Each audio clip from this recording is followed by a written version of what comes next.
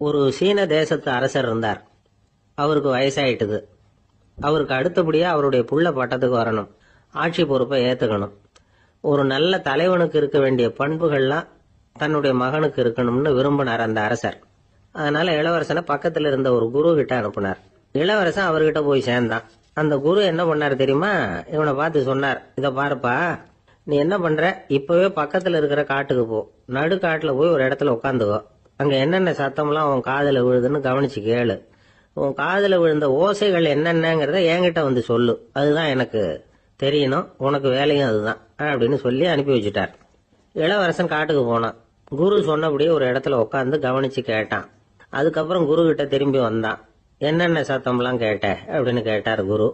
குருவே, காட்டுல நான் பறவைகள் சத்தம்லாம் கேட்டேன், மிருகங்களின் ஓசையையும் கேட்டேன், இதை தவிர இடி மின்னல் மழை இதுகளோட சத்தத்தையும் கேட்டேன் அப்படின்னா. குரு யோசனை பண்ணார், நீ இன்னமும் சரியா கேட்கல, அதனால மறுபடியும் காட்டுக்கு போ, கொஞ்ச நாள் தங்கி இருந்து கேட்டுட்டு வா அப்படின்னார். இளவரசனுக்கு ஒன்றும் புரியல. இருந்தாலும் குருவின் கட்டளையாச்சே, மறுக்க முடியுமா? உடனே அவன் மறுபடியும் காட்டுக்கு போனான். ஒரு இடத்துல உட்காந்தான். கொஞ்ச நேரம் உன்னிப்பா கவனிச்சு கேட்டான். சில நாள் கழிச்சு குரு கிட்ட திரும்பி வந்தான். குருவே, இந்த தடவை சில துல்லியமான சத்தங்களை எல்லாம் கேட்டான். தேனி பறக்கிற சத்தம், நீரோடையின் மெல்லிய ஓசை, இதெல்லாம் கேட்டேன்னா. குரு சிரிச்சார். நீ மறுபடியும் காட்டுக்கு போ, இன்னும் சில நாள் அங்க இரு, முழுமையா கவனமா கேட்டுட்டு வா அப்படின்னு சொல்லி அனுப்பி வச்சுட்டார். இளவரசனுக்கு குழப்பம் அதிகமாயிட்டுது. ஒண்ணுமே புரியல. மறுபடியும் காட்டுக்கு போனான். மௌனமா ஒரு இடத்துல உட்காந்துட்டான். அப்படியே தியானத்துல ஆழ்ந்துட்டான். சில நாள்ல அவனுக்கு இதுவரை கேட்காத ஓசைகள்லாம் கேட்க ஆரம்பிச்சுட்டுது. இதைத்தான் நான் கேட்கணும்னு என்னுடைய குரு எதிர்பார்த்திருக்கிறாருங்கிறத புரிஞ்சுக்கிட்டான். உடனே குரு கிட்ட ஓடனான். குருவே, இந்த தடவை காதுகளுக்கு கேட்க முடியாத சில ஓசைகளை கூட என்னால உணர முடிஞ்சுது. பூ மலருகிற ஓசை, சூரியனால பூமி சூடாகிறப்ப எழுகிற ஓசை, காலை பனித்துளி இந்த புல்லுலாம் குடிக்கிற ஓசை, இது எல்லாம் என்னால நல்லா கேட்க முடிஞ்சுது அப்படின்னா. குருவுக்கு இப்பதான் திருப்தி ஏற்பட்டுதான். இளவரசனை பார்த்து சொன்னார், இத பாருப்பா, இப்பதான் நாட்டை ஆளுகிற தகுதி உனக்கு வந்திருக்குது அப்படின்னு சொல்லி அதுக்கு விளக்கமும் கொடுத்தாராம். எந்த அரசன் தன்னுடைய மக்களின் எதையும் பேசுகிற மௌன மொழிய, மௌன வார்த்தைகளை கேட்கிறானோ அவன் தான் ஆள தகுதி உள்ளவன். எந்த அரசன் தன்னுடைய மக்களின் உணர்ச்சிகளை உண்மையா உணர்றானோ அவன் தான் முதன்மையான அரசன். போலி வார்த்தைகளை மட்டும் கேட்டுட்டு பல மௌன ராகங்களை காதுல வாங்கிக்காதவன் அரசனே இல்லை. எந்த நாட்டுல எப்போ ஒரு அரசன் தன்னுடைய மக்களின் உணர்ச்சிகளை கேட்க மறுக்கிறானோ அன்னையிலிருந்து அந்த நாடு அழிய தொடங்குது அப்படின்னு அர்த்தம். இதுதான் அந்த குரு இளவரசனுக்கு போதிச்சது.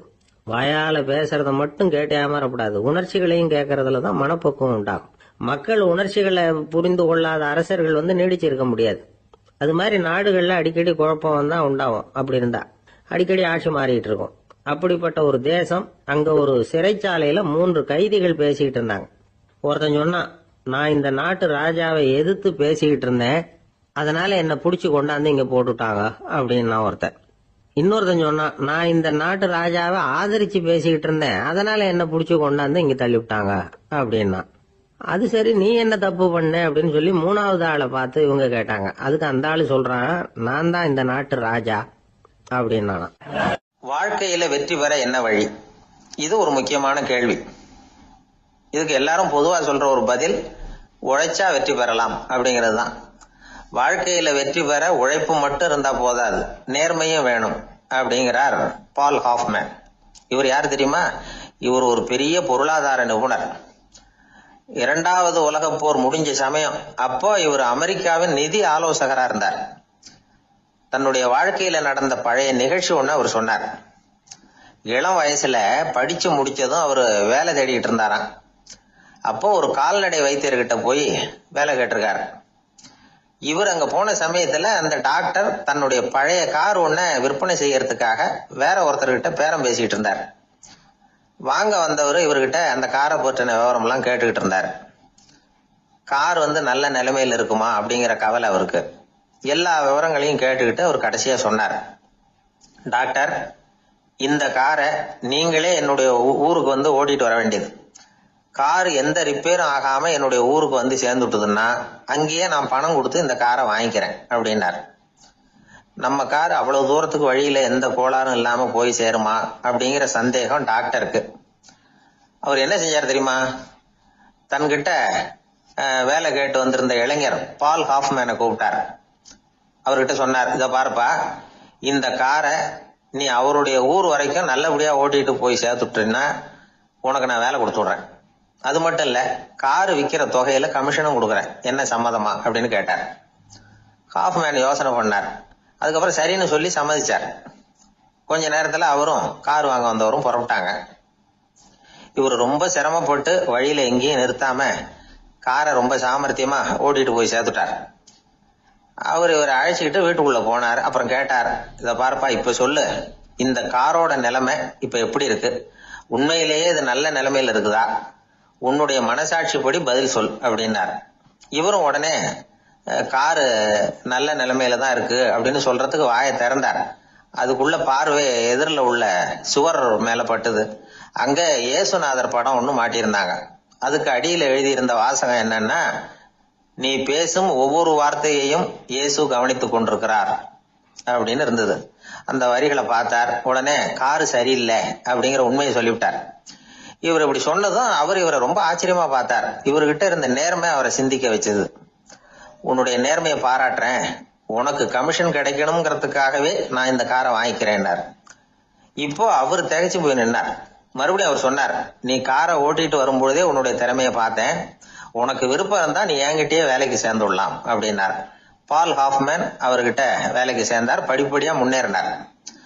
கடைசியில பாத்தீங்கன்னா அமெரிக்காவுடைய நிதி ஆலோசகரா ஆனார். அதுக்கப்புறம் அவர் அந்த பழைய சம்பவத்தை எப்பவும் மறக்கிறது இல்லை, அடிக்கடி சொல்றது உண்டு. அதனால இதுல இருந்து நாம தெரிஞ்சுக்க வேண்டியது என்னன்னா, வாழ்க்கையில முன்னுக்கு வரணும்னா உழைப்பு மட்டும் போதாது, நேர்மையும் வேணும். ஆனா இந்த காலத்துல சிலருடைய நேர்மை நமக்கு ஆச்சரியமா கூட இருக்கும். ஒருத்தர் புஸ்தக கடை வச்சிருந்தார். ரொம்ப நேரமா தேடி ஒரு புத்தகத்தை கையில் எடுத்தார். அதுக்கு பில் போட சொன்னார். அந்த புத்தக கடைக்கு வந்த இன்னொருத்தர் பில் போடுறவர், சார் இந்த புத்தகம் மகா அறுவை, மகா மட்டம், இது வேணாம் உங்களுக்கு, வேற ஏதாவது ஒண்ணு பாருங்கன்னார். புத்தக கடை வச்சிருக்கிறவரே இப்படி சொன்னார். வாங்க வந்தவர் இவர் ஆச்சரியமா பார்த்தார். உங்க நேர்மையை பாராட்டுறேன், அது சரி, இந்த புத்தகத்தை ஏற்கனவே நீங்க படிச்சு பார்த்துட்டீங்களான்னு கேட்டார். அதை படிச்சு வேற பாக்கணுமான்னார். அப்புறம் எப்படி இது மகாமட்டம்னு சொல்றீங்க அப்படின்னார். அதை எழுதினவனே நான் தான் சார் அப்படின்னார் அவர். இது ஒரு விதமான நேர்மை, நேர்மையை ஒத்துக்கிறது. எப்படி இருந்தாலும் வாழ்க்கையில உழைப்பும் நேர்மையும் உயர்வதற்கு வழிகள். உழைப்பை விட நேர்மை முக்கியம் அப்படிங்கறத புரிந்து கொண்டால் வாழ்க்கையில வெற்றி நிச்சயம். திருநெல்வேலி மாவட்டத்துல கோவில்பட்டிக்கு பக்கத்துல உள்ள ஊர் கடம்பூர். காமராசர் முதலமைச்சரா இருந்த காலம். கடம்பூர்ல ஒரு பள்ளி சீரமைப்பு மாநாடு நடக்குது. அந்த பக்கத்துல உள்ள பள்ளிக்கூடம்லாம் அதுல கலந்துக்குது. கண்காட்சி வேற, ஊர் பூரா விழா கோலம். மறுநாள் மாநாடு நடக்க போகுது. ஆனா முதல் நாளே மழை பிடிச்சிக்கிட்டுது. மறுநாளும் அது விடாம பேஞ்சுக்கிட்டு இருக்குது. காமராசர் காலையில இருந்து பல்வேறு நிகழ்ச்சிகள்ல கலந்துக்கிட்டு சாயந்தரமா கடம்பூருக்கு வந்து சேர வேண்டியவர். மழை பேஞ்சுக்கிட்டு இருக்கிறதுனால நிகழ்ச்சி ரத்தாயிடுமோ என்னமோ அப்படின்னு எல்லாரும் சந்தேகப்பட்டுக்கிட்டு இருக்கிறாங்க. அவர் கோவில்பட்டி பயணிகள் விடுதியில இருக்கிறார். கடம்பூர்ல இருந்து சில பேர் போய் அவரை சந்திக்கிறாங்க. மழை பெஞ்சுக்கிட்டு இருக்குதே, என்ன செய்யலாம் அப்படின்னு கேக்குறாங்க. மழை பெஞ்சா நல்லது தானே, அதுக்காக மாநாட்டை எதுக்காக ரத்து செய்யணும்? ஆசிரியர்கள் எவ்வளவு கஷ்டப்பட்டு ஏற்பாடு பண்ண மாநாடு, கட்டாயம் வந்துடுறேன் அப்படின்னாராம் காமராசர். உடனே புறப்பட்டார். மழையை பொருட்படுத்தாத மக்கள் கூட்டம். அது கலையாம காத்துக்கிட்டு இருக்கிறாங்க அவ்வளவு பேரும். தலைவர் வந்துட்டார்னு தெரிஞ்சது ஜனங்களுக்கு ஏகப்பட்ட உற்சாகம். ஜனங்கள் அவ்வளவு உற்சாகமா வரவேற்றாங்க. மாநாடு ஆரம்பமாச்சு. மலர் மாலைகள் மலை மாதிரி குவிய ஆரம்பிச்சுட்டுது. வரிசையா ஒவ்வொரு கல்வி நிலையம் சார்பாகவும் வரவேற்பு பத்திரம் வாசிச்சு கொடுக்கறாங்க. என்ன வாசிக்கிறாங்கிறத காமராசர் கூர்ந்து கவனிக்கிறார். ஏகப்பட்ட புகழ் மொழிகள், ரொம்ப பாராட்டி புகழ்ந்து என்னென்னமோ வாசிச்சுக்கிட்டு இருக்கிறாங்க. குடை வள்ளலே, குணக்குன்றே, மலையே, கடலே, இப்படி தமிழ் மொழியில பாராட்டுறதுக்கு எத்தனை வார்த்தைகள் உண்டோ அத்தனையும் அதுல சேர்த்திருக்கிறாங்க. காமராசர் பொறுமை இழந்துட்டார். போதும் போதும், உங்க எல்லாரையும் பார்த்து 2 வார்த்தை பேசிட்டு போறதுக்காக தான் நான் வந்திருக்கிறேன். எல்லாரும் மழையில சிரமப்பட்டு நின்றுட்டு இருக்கிறீங்க, இப்படி என்ன புகழ்ந்து படிச்சுக்கிட்டே இருந்தா எப்படி அப்படின்னாராம். அதுக்கப்புறம் பேசி முடிச்சிருக்கிறார். மாநாட்டு நிகழ்ச்சிகள் முடிஞ்சதும் இன்னொரு நிகழ்ச்சியில கலந்துக்கிறதுக்காக புறப்பட்டாராம். ஒரு திறந்த ஜீப்ல அவரை ஊர்வலமா அழைச்சிக்கிட்டு போயிருக்கிறாங்க. தெருவில் 2 பக்கமும் ஏகப்பட்ட கூட்டம். அங்கங்க ஜீப்பை நிறுத்தி ரோஜா மாலை, ஜருக மாலை இப்படி போட்டுக்கிட்டே இருக்கிறாங்க. அதெல்லாம் அப்படி அப்படியே வாங்கி அங்கங்க நின்றுகிட்டு இருந்த குழந்தைகள்கிட்டையும் தாய்மார்கள்கிட்டையும் கொடுத்துக்கிட்டே போறார். அந்த சமயத்துல கூட்டத்துக்கு அப்பால ஒரு பெரியவர் கையில ஒரு மல்லிகை சரத்தோட நின்றுட்டு இருக்கிறார். அவரால் முண்டி அடிச்சுக்கிட்டு முன்னால வர முடியல. காமராசர் இதை கவனிக்கிறார். அவ்வளவுதான், உடனே நிறுத்தப்பா வண்டிய அப்படிங்கிறார். ஜீப்பு நிக்குது. டிரைவரை பார்த்து, அதோ பார், அங்க ஒருத்தர் நிக்கிறார் பார், அவரை இங்க அழைச்சிட்டு வா அப்படின்னாராம். கூட்டம் வழி விடுது. அந்த பெரியவரை கிட்டத்துல அழைச்சிட்டு வர்றாங்க. காமராசர் அவரை பார்த்து, வாங்க வாங்க, நல்லா இருக்கீங்களா அப்படின்னு சத்தம் போட்டு உற்சாகமா விசாரிக்கிறாராம். பெரியவர் கண்கள்ல கண்ணீர், பேச்சு வரல. மல்லிகை சரத்தை அவருக்கு போடுறார். கொஞ்ச நேரம் அவர்கிட்ட பொறுமையா பேசிக்கிட்டு இருந்துட்டு அவரை அனுப்பி வைக்கிறார் காமராசர். பெரியவர் போனதுக்கு அப்புறம் காமராசர் பக்கத்துல இருந்தவங்க கிட்ட சொல்றார் அந்த பெரியவரை பத்தி. அந்த காலத்துல ரொம்ப கஷ்டப்பட்டவர் இவரு, ஜெயிலுக்கு போனவர் அப்படின்னு ரொம்ப உருக்கமா நெகிழ்ந்து போய் சொல்றார். இதுல ஒரு விஷயத்த கவனிங்க. தன்னை புகழ்ந்து படிக்கப்பட்ட வாழ்த்து மடலை படிக்க வேணாம்னு தடுத்து நிறுத்தினார். எங்கேயோ ஒரு மூலையில கையில ஒரு 4 முழம் மல்லிகை சரத்தோட ஒதுங்கி நின்றுகிட்டு இருந்த அந்த தொண்டரை அவ்வளவு பெரிய கூட்டத்துக்கு நடுவுலையும் தேடி கண்டுபிடிச்சு கிட்டத்துல கூப்பிட்டு அவர் கொடுத்த அன்பு மாலையை வாங்கி கழுத்துல போட்டுக்கிட்டார். அதுதான் காமராசர். தோல்விகள் கூட அவரை கொஞ்சம் கூட பாதிச்சதில்லை. ஒரு பொது தேர்தலில் அவர் தோத்து போறார். தொண்டர்கள்லாம் அழறாங்க. அதுல ஒருத்தர் மெதுவா காமராசர் கிட்ட போய், என்ன தலைவரே, நீங்க கூட தோத்து போயிட்டீங்களே அப்படின்னு கலக்கமா சொல்லி இருக்கிறார்.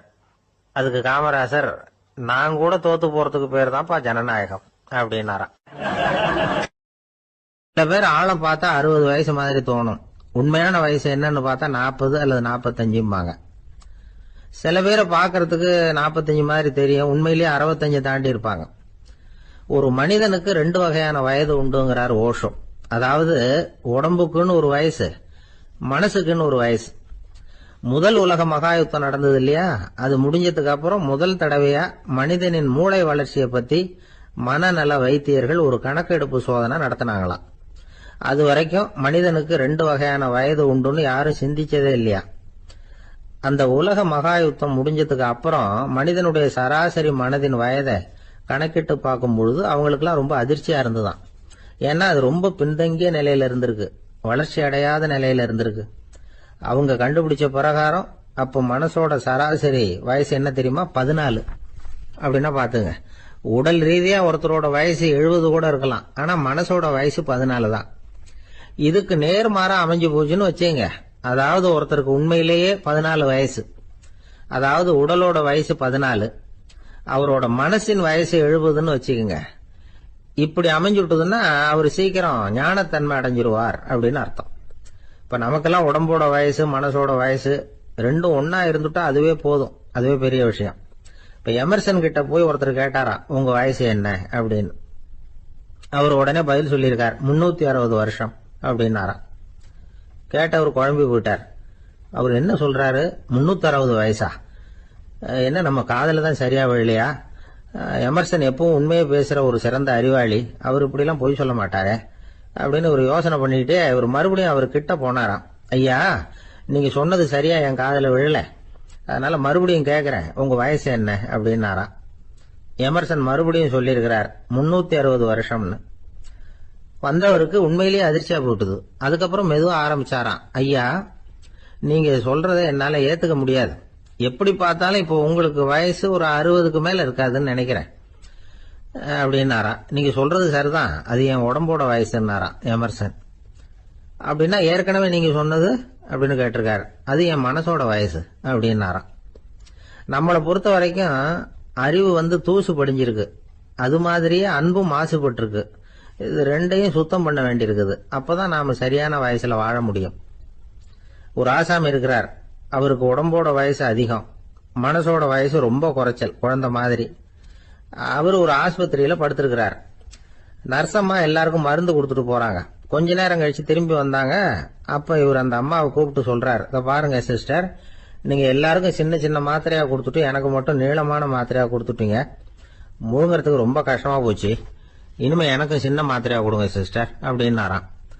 அந்த அம்மா உடனே அதிர்ச்சி ஆகி தலையில அடிச்சுக்கிட்டாங்களாம்.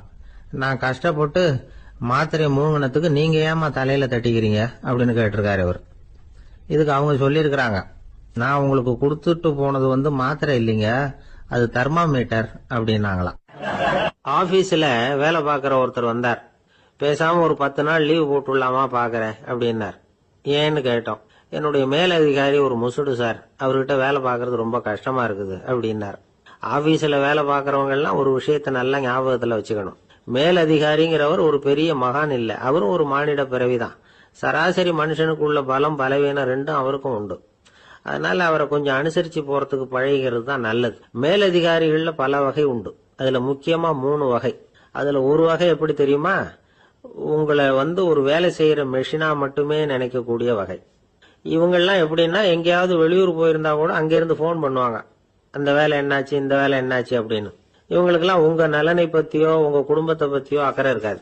நீங்க சொல்ற யோசனை எதுவும் இவங்க கிட்ட எடுபடாது. கொடுத்த வேலையை பாரு, நீ எனக்கு புத்தி சொல்ல வேணாம் அப்படிம்பாங்க. இவங்களை அனுசரிச்சு போறதுக்கு ஒரே வழி, இவங்க எதை சொன்னாலும் சரின்னு சொல்லிவிட்டு வேலையை கவனிக்க வேண்டியதுதான். இவங்க கிட்ட வேற எந்த கேள்வியும் கேட்டுக்கிட்டு இருக்கக்கூடாது. ஆமா சாமி போடுறது கௌரவ குறைச்சல் இல்ல, அது ஒரு அலுவலக சௌகரியம், அவ்வளவுதான். இன்னொரு வகையான மேலதிகாரிகள் எப்படி தெரியுமா? இவங்கெல்லாம் ஆபீஸ் வேலையை பத்தி அதிகமா கவலைப்பட்டுக்கிட்டு இருக்க மாட்டாங்க.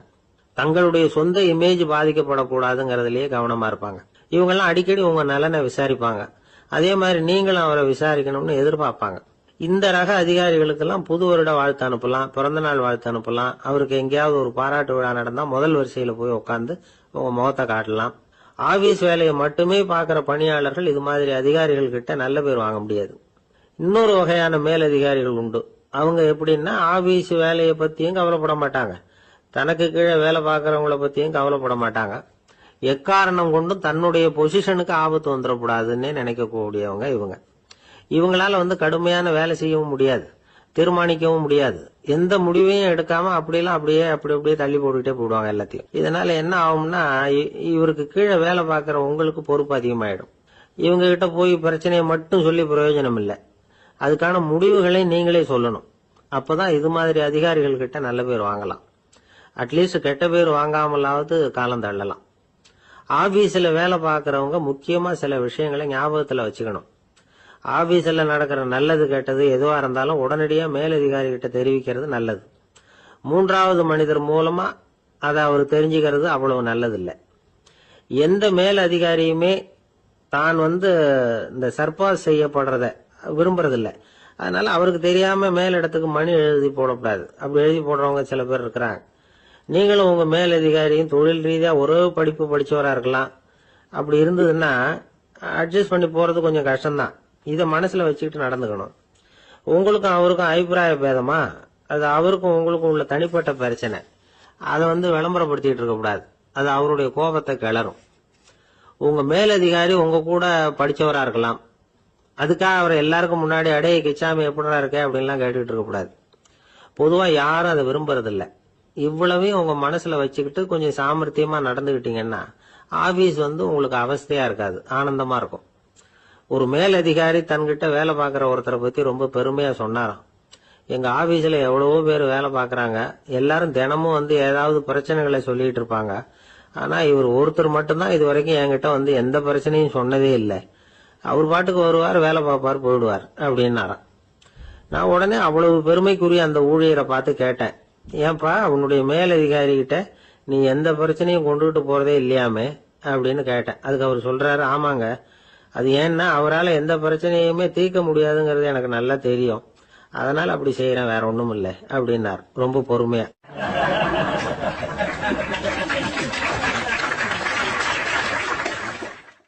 ஒருத்தர் சிகரெட்டும் கையுமா வந்தார். சார், இந்த புகைப்பிடிக்கிற பழக்கத்தை நிறுத்தி போடணும்னு தான் பாக்கிறேன், முடியலன்னார். புகைப்பிடிக்கிறத நிறுத்துறது ரொம்ப சுலபம் சார் அப்படின்னார் இன்னொருத்தர். எப்படி சொல்றீங்கன்னு கேட்டார் அவரு. நான் கூட ஏற்கனவே 10 தடவை அந்த பழக்கத்தை நிறுத்தி இருக்கிறேன் சார் அப்படின்னார் இவர். இதுல இருந்து என்ன தெரியுது? புகைப்பழக்கத்தை திடீர்னு விட்டு விடுறதுங்கிறது ரொம்ப கஷ்டம்னு தெரியுது. இருந்தாலும் இது சம்பந்தமான ஆராய்ச்சி, அனுபவம், இது ரெண்டையும் அடிப்படையா வச்சு சில வழிமுறைகளை சொல்றாங்க. அதாவது புகைப்பிடிக்கிறத நிறுத்துறதுக்கு 10 வழிகள் உண்டு அப்படின்னு சொல்றாங்க. அது என்னங்கறத தெரிஞ்சுக்கிட்டா உபயோகப்படுதான்னு பார்க்கலாமே.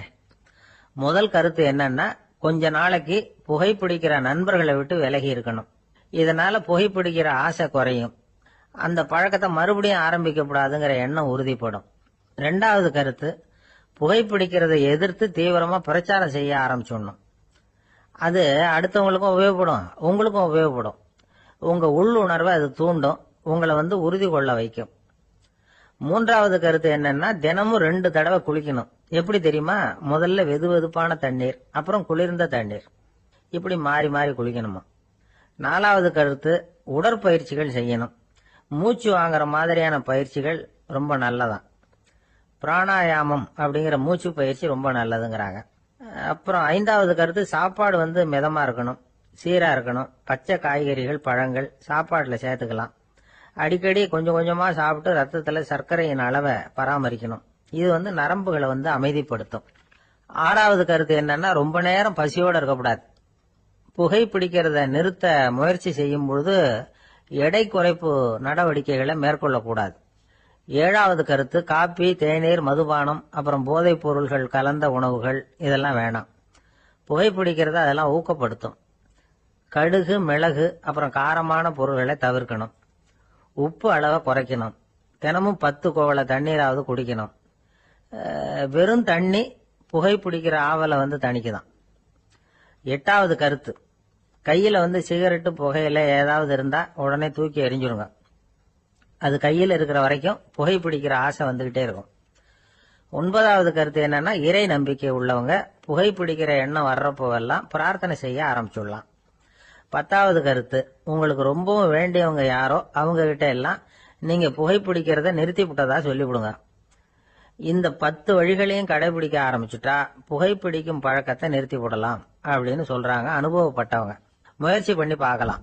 ஒரு முக்கியமான இடத்துல நின்றுகிட்டு இருந்தார் ஒருத்தர். அங்க இன்னொருத்தர், ஏன் சார் இந்த இடத்துல சிகரெட் பிடிக்கலாமா அப்படின்னு அனுமதி கேட்டார். இந்த இடத்துல சிகரெட் பிடிக்க கூடாதுங்க அப்படின்னாரு இவர். நீங்க இப்படி சொல்றீங்க, ஆனா இந்த இடத்துல கீழே நிறைய சிகரெட் துண்டுகள் கிடக்குதே, அவங்கெல்லாம் யாரு? அவங்கெல்லாம் உங்க மாதிரி என்கிட்ட அனுமதி கேட்காதவங்க அப்படின்னாராம் இவர். ஒரு ஊர்ல ஒரு பெரிய ஞானி இருந்தார். அவர் படுக்கையில இருந்தார். இன்னும் கொஞ்ச நேரம் தான் அவர் இந்த உலகத்துல இருக்க போறார். அவரை சுத்தி ஏகப்பட்ட கூட்டம். ஏற்கனவே அவருடைய உபதேசங்களை கேட்டவங்க பல பேர் அவரை சுத்தி நிக்கிறாங்க. அந்த ஞானி மெதுவா கண்ணை திறந்து பாக்குறார். எல்லாரும் அவருடைய கடைசி வார்த்தையை கேட்கறதுக்காக அவளோட காத்துக்கிட்டு இருக்கிறாங்க. அந்த ஞானி மெதுவா பேச ஆரம்பிச்சார். நான் என்னுடைய வாழ்நாள் பூராவும் உங்களுக்கு நிறைய போதனைகள் சொல்லிட்டு இருக்கிறேன். பேரானந்தம், மகிழ்ச்சி, தியானத்தன்மை இதை பத்தி எல்லாம் சொல்லி இருக்கிறேன். இப்ப நான் வேற ஒரு கரைக்கு போயிட்டு இருக்கிறேன். நான் இனிமே இந்த கரையில இருக்க மாட்டேன். நீங்க நான் சொன்னதையெல்லாம் கேட்டீங்க, ஆனா எதையும் நீங்க நடைமுறைப்படுத்தி பார்க்கல. எல்லாம் கேட்டதோட சரி, அதோட விட்டுட்டீங்க. அப்புறம் அதை தள்ளி போட்டுக்கிட்டே வந்துட்டீங்க. மேலும் அதை தள்ளி போடுறதுல எந்த பிரயோஜனமும் கிடையாது. இப்ப நான் போய்கிட்டு இருக்கிறேன். உங்கள யாராவது என்னோட வர்றதுக்கு தயாரா அப்படின்னு கேட்டார். அவ்வளவுதான், யாரும் வாய திறக்கல. ஒரே மௌனம், சத்தமே இல்ல. ஒருத்தர் பார்த்துக்கிட்டே நிக்கிறாங்க. அந்த கூட்டத்துல ஒரு ஆள் அந்த ஞானி கூடவே 40 வருஷத்துக்கு மேல இருந்திருக்கிறான். அவனும் வாயை திறக்காம இன்னொருத்தன் முகத்தை பார்த்துக்கிட்டே நிக்கிறான். இந்த சமயத்துல பின்னாடி நின்றுகிட்டு இருந்த ஒருத்தன் கையை தூக்கினான். ஞானி அவனை பார்த்தார். சரி, ஒருத்தனுக்காவது நம்மோட வர்றதுக்கு தைரியம் இருக்குது அப்படின்னு நினைச்சார். ஆனா அந்த ஆள் என்ன சொன்னான் தெரியுமா? ஐயா, நீங்க கேக்குறப்போ நான் உடனே எழுந்திருக்கல, கையை மட்டும்தான் தூக்கினேன். என்ன காரணம்னா, நான் எப்படி அடுத்த கரைக்கு சேர்றதுங்கிறது தெரிஞ்சுக்கிறதுக்காக தான். அந்த விவரத்தை மட்டும் இப்ப உங்ககிட்ட இருந்து நான் தெரிஞ்சுக்க ஆசைப்படுறேன். ஏன்னா இப்ப நான் உங்க கூட வர்றதுக்கு தயாரா இல்ல. எவ்வளவோ காரியங்களை நான் இன்னும் இங்க முடிக்க வேண்டி இருக்குது. வீட்டுக்கு ஒரு விருந்தினர் வந்திருக்கிறார். என்னுடைய இளைய மகனுக்கு கல்யாணம் பண்ணி வைக்கணும். அதனால இன்னைக்கு உங்க கூட வர முடியாது. அது மட்டும் இல்ல, இப்போ உங்க கூட அடுத்த கரைக்கு வந்தா திரும்பி வர முடியாதுன்னு வேற சொல்றீங்க. அதனால இப்ப நான் வரல. இன்னொரு நாள் நிச்சயமா நான் வர்றேங்க, உங்களை சந்திக்கிறேன். அதனால இப்ப நீங்க இன்னொரு தடவை எங்களுக்கு விளக்கமா சொல்லணும். ஏற்கனவே பல தடவை சொல்லி இருக்கிறீங்க. தயவு பண்ணி இப்போ ஒரு தடவை சொன்னீங்கன்னா சௌரியமா இருக்கும்.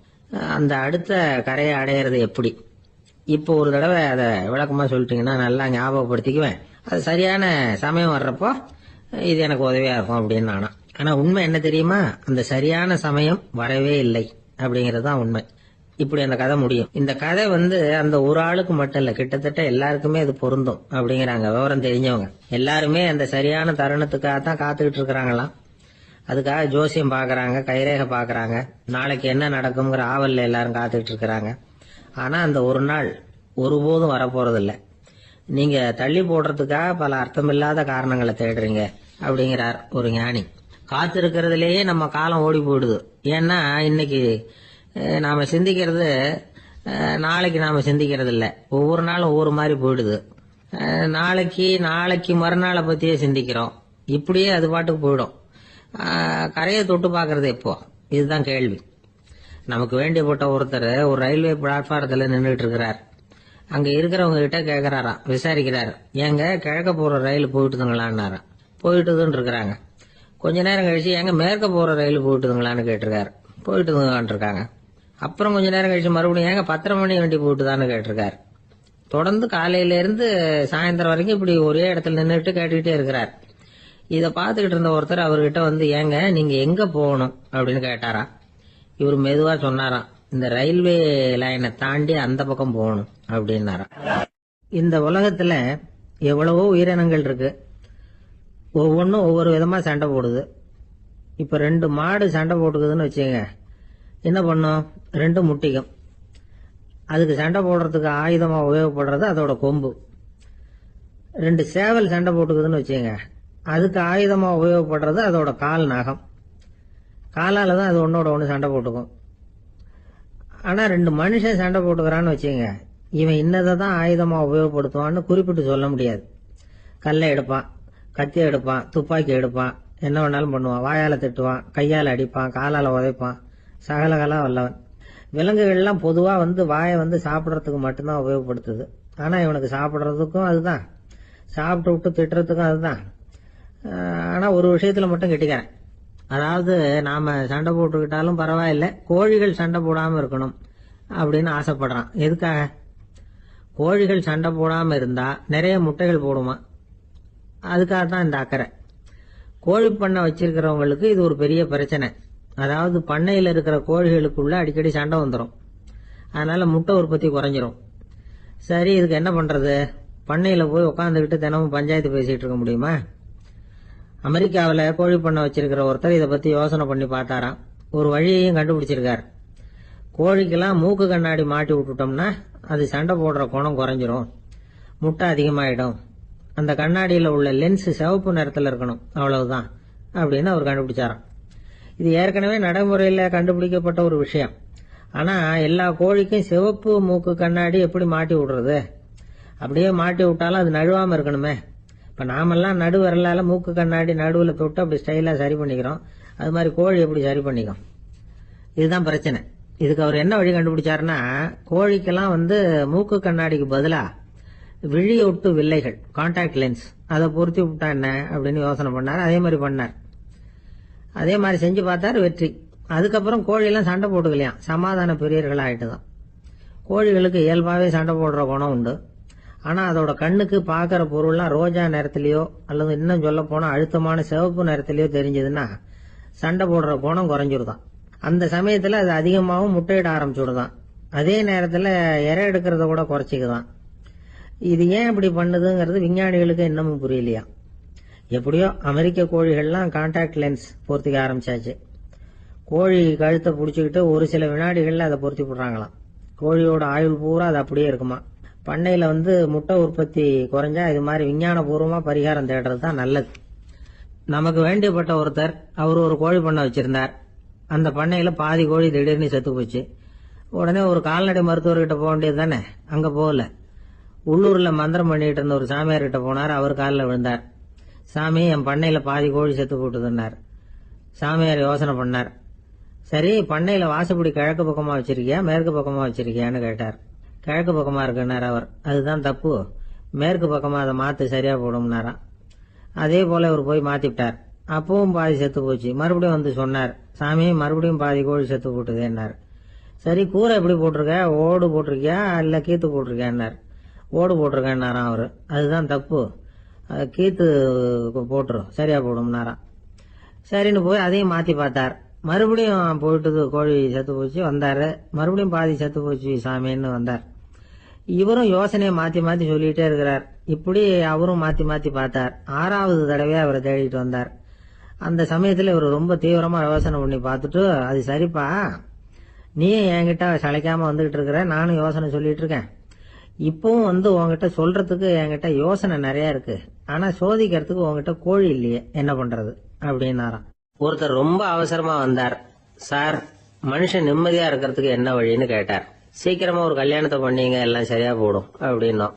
அவர் ஒரு மாதிரியா பார்த்தார். ஏற்கனவே எனக்கு கல்யாணம் ஆயிட்டுது சார், அதனாலதானே நிம்மதியா இருக்கிறதுக்கு வழி கேட்கறேன் அப்படின்னார். சரி, இவர் ஒரு மாதிரியான கேஸ் அப்படின்னு நினைச்சுக்கிட்டு நம்ம கிட்ட இருந்த ஒரு சின்ன புத்தகத்தை அவர்கிட்ட தூக்கி கொடுத்தோம். இதை படிச்சு பாருங்கன்னு.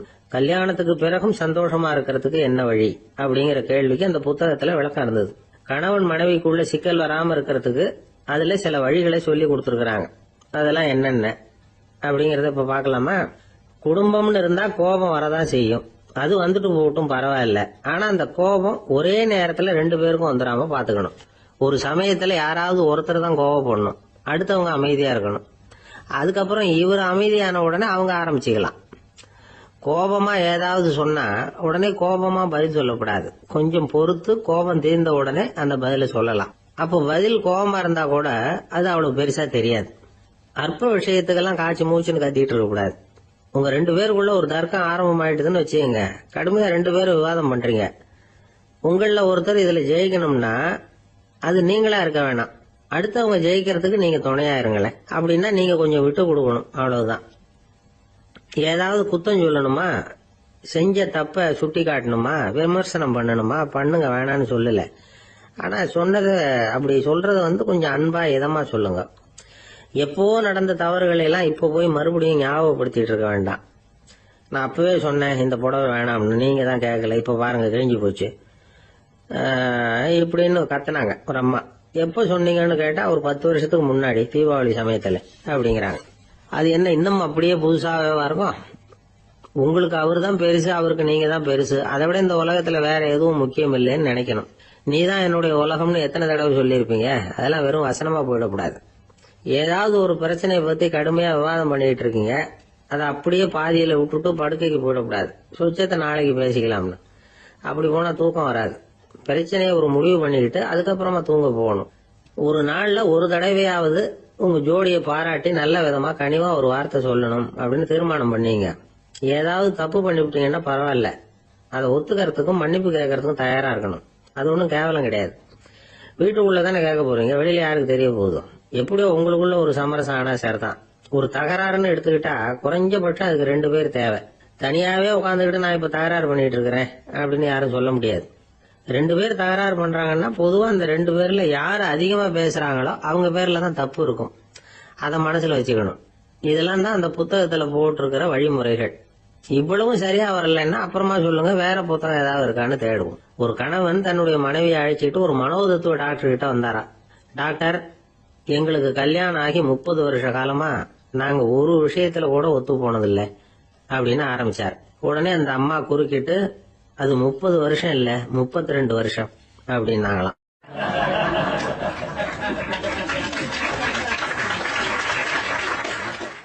சில பேரை இப்படி சொல்றது உண்டு. அடுத்தவங்களை அனுசரிச்சு நடந்துக்க தெரியல, அவன் என்ன சார் மனுஷன் அப்படிம்பாங்க. சக மனிதர்களோட எப்படி பழகிறது அப்படின்னு தெரியாததுனாலேயே பல பேர் இன்னைக்கு சங்கடப்பட்டுக்கிட்டு இருக்கிறாங்க. வசதி வாய்ப்பெல்லாம் சரியா இருக்கும், ஆனா வாழ்க்கை சரியா இருக்காது. இன்னொருத்தர்கிட்ட எப்படி பேசுறது பழகிறதுங்கிறது தெரியாததுனாலதான் இந்த அவஸ்தை. சரி, இந்த அவஸ்தை இல்லாம வாழறது எப்படி? இதுக்கு அனுபவசாலிகள் சில வழிமுறைகளை சொல்றாங்க. அதெல்லாம் என்னென்னங்கிறத இப்ப தெரிஞ்சுக்குவோம். முதல்ல நம்ம நாக்கு நம்ம கண்ட்ரோல்ல இருக்கணும். வார்த்தைகளை கொட்டி விட்டு அதுக்கப்புறம் அள்ள முடியாம கிடந்து கஷ்டப்படக்கூடாது. எப்படி பேசுறோங்கிறதும் முக்கியம், பேசுறப்ப எப்படி முகத்தை வச்சிருக்கிறோங்கிறதும் முக்கியம். அன்பா பேசினாலும் நல்லா இருக்கும். அப்படி பேசுறப்ப ஆதரவா அவர் தோள் மேல ஒரு கையை போட்டுக்கிட்டு பேசினா இன்னமும் நல்லா இருக்கும். 2வது விஷயம், இன்னொருத்தர்கிட்ட பேசுறப்ப வாக்குறுதிகளை அள்ளி வீசக்கூடாது. கொடுக்கற வாக்குறுதி குறைச்சலா இருக்கணும். அப்படி கொடுத்த வாக்குறுதியை கண்டிப்பா நிறைவேற்றணும். நாம ஒருத்தரை பாராட்டுறோம் அல்லது அவரை பத்தி அபிப்பிராயம் சொல்றோம்னா அது ஆக்கப்பூர்வமா இருக்கணும். நம்ம பாராட்டு அல்லது விமர்சனம் அடுத்தவருடைய முன்னேற்றத்துக்கு உதவுறது மாதிரி இருக்கணும். நாம சொல்றதை கேட்டுட்டு அவன் தலையில கையை வச்சுட்டு உட்காந்துடக்கூடாது. எப்பவும் உற்சாகமா இருக்கணும், முகம் அலர்ச்சியா இருக்கணும். மனுஷன் இருந்தா வருத்தம், கவலை, ஏமாற்றம் எல்லாம் இருக்கதான் செய்யும். அதெல்லாம் மனசுல இருக்கட்டும். அந்த வருத்தமும் கவலையும் ஏமாற்றமும் சேர்ந்துகிட்டு நம்ம முகத்துல இருக்கிற மலர்ச்சியை மூடி மறைக்கிறதுக்கு நாம இடம் கொடுத்துடக்கூடாது. எந்த விஷயத்த பத்தி யாருகிட்ட பேசினாலும் வெளிப்படையா பேசணும், திறந்த மனசோட பேசணும். மூடி மறைச்சி முன்னு முழுங்கிட்டு இருக்க கூடாது. இன்னொருத்தர்கிட்ட பேசுறப்போ விவாதம் பண்ணுங்க, அது தப்பு இல்ல. ஆனா வாதாடிட்டு இருக்க கூடாது. அதாவது என்ன சொல்றாங்கன்னா, டிஸ்கஸ் பண்ணலாம், ஆர்கியூ பண்ணக்கூடாதான். நம்ம கிட்ட இருக்கிற நல்ல குணங்களை நாம எடுத்து சொல்லிட்டு இருக்க கூடாது. அந்த நல்ல குணங்களே நம்மளை பத்தி எடுத்து சொல்லணும். அது மாதிரி நடந்துக்கணும். அதே மாதிரி அடுத்தவங்க கிட்ட உள்ள கெட்ட குணங்களை பத்தி அவசியம் இல்லாம நாம பேச வேண்டியதில்லை. உங்களை பத்தி யாராவது தப்பா பேசுறாங்களா, அப்படி அவங்க பேசுறதுல உண்மை இல்லையா, அப்படின்னா அதை நீங்க பொருட்படுத்த வேண்டியதில்லை, விட்டுடலாம், அது தானா போயிடும். ஒரு 4-5 பேரோட பேசிக்கிட்டு இருந்தீங்கன்னா எல்லாருக்கும் முக்கியத்துவம் கொடுங்க, யாரையும் அலட்சியப்படுத்தாதீங்க. தமாஷா பேசலாம், ஆனா உங்க தமாஷ் அடுத்தவங்களை கேலி பண்றதா இருக்கக்கூடாது. நமக்கு கிடைக்க வேண்டியது கிடைக்கலையே அப்படிங்கிற தவிப்பு நம்ம கிட்ட இருக்கக்கூடாது, அது தேவையில்லை. உங்க செயல்பாடுகள் தெளிவா இருக்கட்டும், பாராட்டு தானா உங்களை தேடிட்டு வரும். இன்னொரு மனுஷனுடைய மனசுல கௌரவமான ஒரு இடத்த பிடிக்கணும்னா நாம இந்த குணத்தை எல்லாம் நம்ம கிட்ட வளர்த்துக்கணும். இதெல்லாம் அனுபவசாலிகள் சொல்லி இருக்கிற குறிப்புகள். இந்த குறிப்புகளை சரியா புரிஞ்சுக்கணும், அது முக்கியம். தப்பா புரிஞ்சுக்கிட்டா என்ன ஆகும் தெரியுமா? இத கேளுங்க. ஒருத்தர் வந்தார், சார் அடுத்தவங்க தோள் மேல கைய போட்டுக்கிட்டு அன்பா பேசணும்னு சொன்னீங்க, அப்படிதான் பேசினேன். அவரு முதுக கூட தட்டி கொடுத்தேன், என் வேலை போயிட்டுது சார், வீட்டுக்கு அனுப்பிச்சுட்டாங்க அப்படின்னார். யாருகிட்ட அப்படி பேசுனீங்கன்னு கேட்டோம். என் முதலாளி கிட்ட சார் அப்படிங்கிறார் ரொம்ப சோகமா.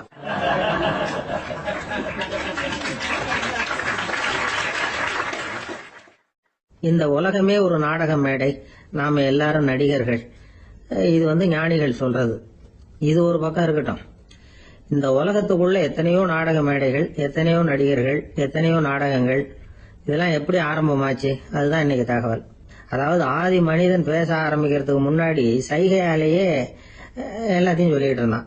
அதனால அப்பவே நடிப்பு ஆரம்பமாயிட்டுது. முதல்ல ஒரு வேட்டையத்தான் அவன் நடிச்சு காட்டியிருப்பான். இவன் எப்படி போனான், எதிரில் மிருகம் எப்படி வந்தது, அதோட எப்படி சண்டை போட்டான், எப்படி அடிச்சு கொண்டுட்டு வந்தான், இது அப்படியே மற்றவங்களுக்கு நடிச்சு காட்டியிருப்பான். ஏன்னா மொழி கிடையாது. இந்த காலத்துல எல்லாம் நாடகங்கள்ல நடிக்கிறவங்கள நடிகர்கள்ங்கிறோம். ஒரு காலத்துல உங்களுக்கு என்ன பேரு தெரியுமா? திஸ்பியர்கள் அப்படின்னு பேராம். இதுக்கு காரணம் உண்டு. அதாவது 2000 வருஷத்துக்கு முன்னாடி கிரீஸ் நாட்டுல திசிபியஸ் அப்படின்னு ஒரு ஆள் இருந்தான். அவன் ஒரு பெரிய நாடக கலைஞன். அவன் சில இளைஞர்களை சேர்த்துக்கிட்டான், பயிற்சி கொடுத்தான், நாடக குழுவை உருவாக்கினான். நடிகர்களையும் நாடகத்துக்கு தேவையான பொருள்களையும் ஏற்றிக்கிட்டு போறதுக்கு ஒரு வண்டியையும் தயார் பண்ணான். அந்த வண்டியிலேயே அவன் கிரேக்க நாடு பூராவும் சுத்தினான். ஊர் ஊரா நாடகம் போட்டான். ஒரு ஊருக்கு போனதும் அங்க நாடகம் நடத்த தியேட்டர் இருக்கா அப்படிங்கன்னு எல்லாம் பாக்குறது இல்ல அவன். ஏன்னா அப்போலாம் தியேட்டர்னா என்னன்னு தெரியாது. நாடகம்னா அது ஒரு மூடிய கொட்டைக்குள்ளதான் நடத்தணுங்கிறது அப்ப யாருக்குமே தோணல. இந்த வண்டி போகும், அதுவே ஒரு பகுதி அப்படியே ஒரு மேடை மாதிரி விரிச்சுக்கும். அதுல ஏறி நின்றுகிட்டு நாடகத்தை நடிச்சு காட்டுவாங்களாம். மக்கள்லாம் எதிரில் தரையில உட்காந்து அதை பார்த்துக்கிட்டு இருக்கிறது. உலகத்தின் முதல் நடமாடும் தியேட்டர் இதுதானா. இந்த திசிபியஸ் தான் முதலா உலகத்துல நாடகம்ங்கிற பொழுதுபோக்க நடத்தி காட்டினவன் அப்படின்னு சொல்றாங்க. அவன் சொந்தமா நாடகம் எழுதுனா, நடிச்சான், நாடகத்தை இயக்கினான். அதனாலதான் அவனை first man of the theatre அப்படின்னு சொல்லுவாங்க. அவன் தான் நாடக மேடையின் முன்னோடி. கிரேக்கர் காலத்திலேயே நாடக ஆசிரியர்கள், நடிகர்கள், ரசிகர்கள் இவங்கெல்லாம் உருவாயிட்டாங்களாம். நாடகத்தின் சரித்திரத்துல இந்த 3 பிரிவும் ரொம்ப முக்கியம். அதாவது கிரேக்க தியேட்டர்கள்லாம் திறந்த வெளி மேடைகள் தான். பெரும்பாலும் மலைச்சரிவுகள், அதுவே படிப்படியா பண்ணிருப்பாங்க. கீழே அரைவட்ட வடிவில் மேடை, அதுக்கு ஆர்கெஸ்ட்ரான்னு பேரு. பிற்காலத்துல இதுல உட்கார்ந்து இசைக்குழுவினர் வாய்ச்சதுனால இசைக்குழுவுக்கே ஆர்கெஸ்ட்ராங்கிற பேர் வந்துட்டுது. இப்போ கிரேக்க தியேட்டர்கள்ல ஒண்ணு, அதோட காலம் கிமு 340. அதை இன்னமும் பாதுகாத்து வச்சிருக்கிறாங்களாம். எபிடாரஸ் அப்படிங்கிற இடத்துல அது இருக்குதான். இன்னமும் அந்த தியேட்டரை பயன்படுத்திட்டு வர்றாங்களாம். சிறந்த கிரேக்க நாடகங்கள்லாம் அங்க நடிக்கிறாங்களாம். ஆரம்ப காலத்திலேயே கட்டணம் கிடையாது. அப்புறம் பின்னாடிதான் நுழைவு கட்டணம்லாம் அப்படியே வந்துட்டுதான். நடிகர்கள் பளபளப்பான ஆடைகள் உடுத்தி இருப்பாங்களாம். இந்த குதிகால் உயர்ந்த காலணிகள் போட்டிருப்பாங்களாம். இதெல்லாம் பழைய குறிப்புகள். பலவிதமான உருவங்கள்ல மாஸ்க் அப்படின்னு சொல்லப்படுற முகமூடி. அதனால ஒரே நடிகர் பல வேடங்கள்ல நடிக்கிறது உண்டான். ஆரம்பத்துல பெண் நடிகர்கள் கிடையாது, எல்லாம் ஆண் நடிகர்கள் தான். ரோமானியர்கள் தான் முதல் நிரந்தர நாடக மேடையை கட்டினவங்க. அதுதான் முதல் தியேட்டர். கிமு 1048 காலகட்டத்துல பாம்பிங்கிற நகரத்துல அதை கட்டியிருக்கிறாங்களாம். கிரேக்க ரோமானிய தியேட்டர்களின் அடிப்படையிலேயே இந்த இத்தாலிய வடிவ அமைப்பாளர்கள் இந்த குதிரை லாட வடிவில் ஒரு ஆடிட்டோரியத்தை உருவாக்கினாங்களாம். இப்படி அதை பத்தி நிறைய தகவல் இருக்குது. 1576 லண்டன்ல இந்த வின்ஸ்பர்ரி, அப்புறம் இந்த பில்ட்ஸில், அப்புறம் ஜேம்ஸ் இப்படிங்கிற ஒரு முயற்சியால தான் இங்கிலாந்துல முதல் தியேட்டர் உருவாச்சான். அப்படி ஒருத்தர் இருந்தாராம். உலக நாடக மேடையின் வரலாறு இதுதான். அதாவது இப்பெல்லாம் அறிவியல் வளர்ச்சி அதிகமாயிட்டுது. திரைப்படம், தொலைக்காட்சி எல்லாம் வந்தாச்சு. ஒவ்வொரு வீடுமே ஒரு குட்டி தியேட்டர் மாதிரி ஆயிட்டுது. தொலைக்காட்சி முன்னாடி உட்காந்து எழுந்திருக்கவே மனசு வர்றதில்லை. ஒரு அம்மா ஒரு மனோதத்துவ டாக்டரை தேடிட்டு வந்தாங்களாம் இந்த காலத்துல. டாக்டர், எங்க வீட்டுக்காரர் எப்ப பார்த்தாலும் டிவி முன்னாடி உட்காந்துக்கிட்டு அதையே வெறிச்சு பார்த்துக்கிட்டு இருக்கிறார், உத்து பார்த்துக்கிட்டு இருக்கார், எனக்கு சந்தேகமா இருக்குன்னாங்களாம். இது மனக்கோளாறு இல்லைங்க, ஆர்வ கோளாறு, அவ்வளவுதான், இதுக்காக பயப்படாதீங்கன்னாராம் டாக்டர். அப்படி இல்ல டாக்டர், டிவி ஓடும் பொழுது நாம எல்லாம் அதை பாக்குறோம் சரி, ஆனா அவர் அப்படி இல்ல, டிவியை நிறுத்தினதுக்கு அப்புறமும் அதையே உத்து பார்த்துட்டு உட்காந்துருக்கிறார், அதனாலதான் சந்தேகப்பட்டு உங்ககிட்ட வந்தேன் அப்படின்னாங்களாம்.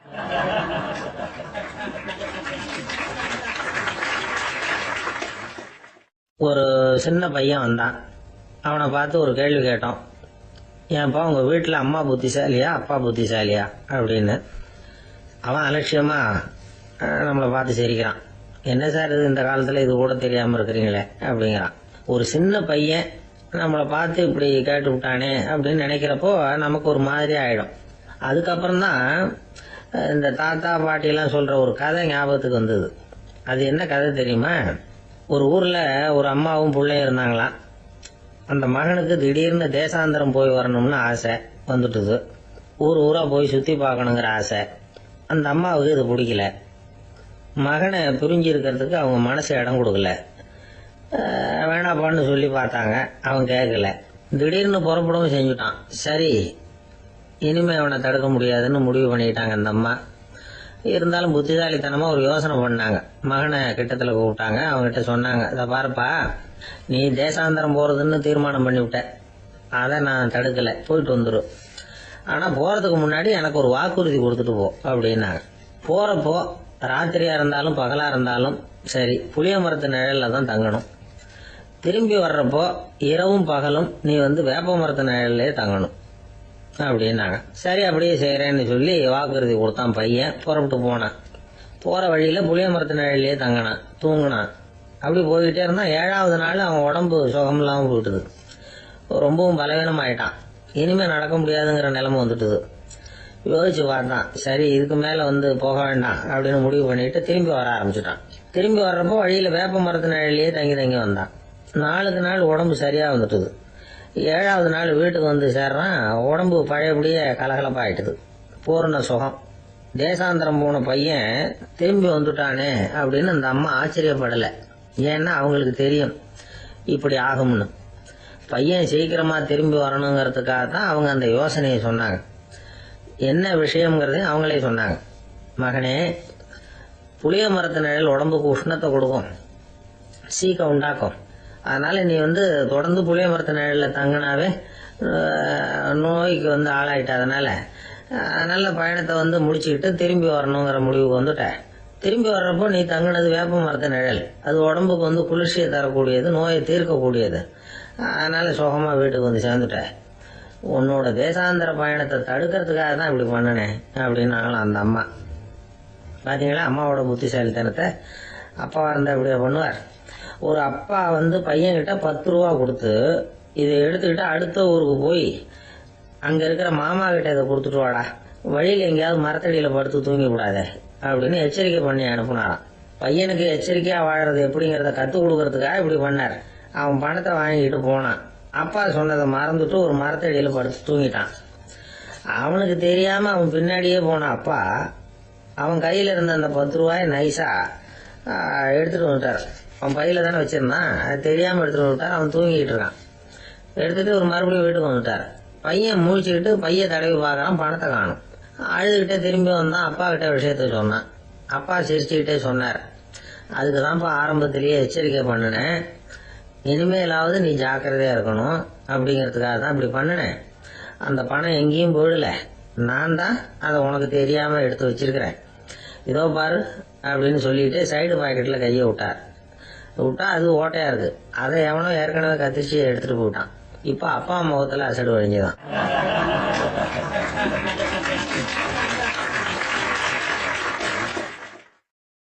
ஒரு அரசனும் அமைச்சரும் ஒரு நாள் ரொம்ப சாவகாசமா பேசிக்கிட்டு இருந்தாங்களாம். அரசன் அமைச்சரை பார்த்து ஒரு கேள்வி கேட்டிருக்கார். ஏங்க அமைச்சரே, ஆசை இல்லாத ஒரு மனுஷனால இருக்க முடியுமா அப்படின்னு. ஏன் முடியாது, துறவி அப்படிங்கிறவங்க எல்லாம் அப்படிப்பட்டவங்க தானே அப்படின்னாராம் அமைச்சர். அவங்க எல்லாம் உண்மையிலேயே ஆசையை விட்டவங்க தானே அப்படின்னு கேட்டாரா ராஜா. அப்படிதான் இருக்கணும் அப்படின்னாராம் அமைச்சர். அப்படின்னா ஆசையே இல்லாத ஒரு உண்மையான துறவியை நான் பார்க்கணுமேன்னார். அது என்ன பிரமாதம், அதுக்கு நான் ஏற்பாடு பண்றேன் அப்படின்னு விட்டார் இவர். சொல்லிவிட்டு உடனே புறப்பட்டு போனார். அங்கங்க தேடினார். அப்புறம் தான் அவருக்கு புரிஞ்சுது உண்மை துறவியை கண்டுபிடிக்கிறது எவ்வளவு கஷ்டமான காரியம்னு. இருந்தாலும் ராஜா கிட்ட சொல்லியாச்சே உண்மை துறவியை காட்டுறேன்னு. இப்ப என்ன பண்றது? ராஜா கிட்ட சொன்னபடி நடக்கலைன்னா அவருக்கு கோபம் வந்துடும். அமைச்சர் ஒரு யோசனை பண்ணார். அவருக்கு ஒரு வழி தெரிஞ்சுது. அதுதான் சரின்னு முடிவு பண்ணார். அதாவது அந்த ஊர்ல அவருக்கு தெரிஞ்ச நாடக நடிகர் ஒருத்தர் இருக்கிறார், நல்லா நடிப்பார். அவரை போய் பார்த்தார். இதை பாருப்பா, எனக்காக நீ ஒரு காரியம் செய்யணும்னார். என்னன்னு கேட்டார் அவரு. நீ ஒரு துறவி மாதிரி கொஞ்ச நேரத்துக்கு நடிக்கணும். ராஜா வந்து உன்னை பார்த்துட்டு போற வரைக்கும் நடி, அது போதும். அதுக்காக உனக்கு 10,000 ரூபாய் தரேன் அப்படின்னார். அவர் எந்த காலத்துல இவ்வளவு பணத்தை மொத்தமா பார்த்திருக்காரு. அதனால உடனே சரின்னு ஒத்துக்கிட்டார். அமைச்சர் வந்து அரண்மனைக்கு திரும்பி வந்தார். என்ன அமைச்சரே, இன்னுமா ஒரு உண்மையான துறவி கிடைக்கலன்னார்.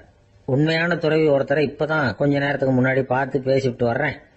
அவர் நம்ம ஊருக்கு வெளியில குளத்தங்கரையில உள்ள ஒரு ஆலமரத்துக்கு அடியில் உட்கார்ந்துருக்கிறார் அப்படின்னார் இவரு. அப்படின்னா உடனே புறப்படுங்க அப்படின்னார் ராஜா. பரிவாரங்களோட புறப்பட்டார். அங்க அந்த மரத்தடியில அந்த ஆளு வேஷம் போட்டுக்கிட்டு துறவி மாதிரி உட்காந்துருக்கிறான். ராஜா நேரா போனார். அந்த துறவி காலில் பொத்துன்னு விழுந்து வணங்கினார். உடனே ராணி அவர் காலில் விழுந்தாங்க. அடுத்தபடியா அமைச்சர் விழுந்தார். அவருக்கு தெரியும் இது நம்ம ஆளுதான்னு. இருந்தாலும் என்ன பண்றது, நேரம். அப்புறம் பரிவாரங்கள்லாம் துறவி காலில் விழுந்து ஆசீர்வாதம் வாங்கிட்டாங்க. ராஜா அப்புறமா தங்கத்தட்டுல பொன்னையும் பொருளையும் வச்சு அந்த துறவி கிட்ட ரொம்ப பணிவா நீட்டுறார். தாங்கள் தயவு பண்ணி இதை ஏத்துக்கணும் அப்படின்னு வேண்டிக்கிட்டார். அந்த துறவி பற்று இல்லாம அதை பார்த்தார். எல்லாத்தையும் திறந்துட்ட எனக்கு இதெல்லாம் எதுக்காக அப்படின்னு சொல்லி அதை மறுத்துட்டாராம். ஆஹா, உண்மையான துறவியை பார்த்துட்டோம் அப்படிங்கிற ஆனந்தம் அரசருக்கு. ரொம்ப நிம்மதியா திருப்தியா திரும்பி வந்தார் அரண்மனைக்கு. அதுக்கப்புறம் அமைச்சர் யாருக்கும் தெரியாம அந்த துறவி கிட்ட ஓடினார். சொன்ன பிரகாரம் பணத்தை நீட்டினார். இந்தப்பா, நான் உங்ககிட்ட சொன்னபடி 10,000 ரூபாய் பணம் எடுத்துக்கோ அப்படின்னார். அந்த ஆள் ராஜா கிட்ட சொன்னது மாதிரியே எல்லாத்தையும் திறந்துட்டோம் எனக்கு இதெல்லாம் எதுக்காக வேணாம் அப்படின்னு விட்டாராம். நடிச்ச வரைக்கும் போதும்பா, இனிமே இந்த நாடக வசனம்லாம் வேணாம், வேஷத்தை கலைச்சிரு, பணத்தை வாங்கிக்கோன்னார். இல்லைங்க, இது வேஷம் இல்ல, இது வசனமும் இல்ல, இது உண்மை. கொஞ்ச நேரம் துறவி மாதிரி நடிச்சதுக்கே இந்த தேசத்து ராஜா ராணி அமைச்சர் பரிவாரங்கள் எல்லாம் என் காலில் விழுந்து வணங்குறாங்க. அப்படின்னா உண்மையான துறவியா இருக்கிறது எவ்வளவு பெருமையான விஷயம். நான் உண்மையான துறவியா ஆக போறேன், அப்படி முடிவும் பண்ணிட்டேன் அப்படின்னார் அந்த நடிகர். வேஷம் கூட எப்படிப்பட்ட விளைவுகளை உண்டு பண்ணுது பாத்தீங்களா. நம்மால் ஒருத்தன் ரொம்ப வசதியா தான் இருந்தான். ஒரு நாள் அவன் சொத்து பூரா திருட்டு போயிட்டுது. அதுக்கப்புறம் இவன் துறவி மாதிரி ஆயிட்டான். ஊர் ஊரா சுத்தினான். ஒரு குருநாதரை தேடி கண்டுபிடிச்சான். அவர்கிட்ட சீடனா சேர்ந்துக்கிட்டான். அவனை பார்த்து ஒருத்தர் கேட்டார், நீ உண்மையான சீடன் தானான்னு. இல்லைங்க, சீடன் மாதிரி நடிச்சுக்கிட்டு இருக்கிறேன் அப்படின்னா. அது குரு துரோகம் இல்லையா அப்படின்னு கேட்டார் அவர். இல்லைங்க, நான் பண்ணது குரு துரோகம் இல்லை, என் குரு பண்ணதுதான் துரோகம். என்னுடைய பணத்தை கொள்ளையடிச்சது இவர் தான். அதை எங்க வச்சிருக்காருன்னு கண்டுபிடிக்கிறதுக்காக தான் இவர்கிட்ட வந்து சீடனா சேர்ந்திருக்கிறேன் அப்படின்னானா.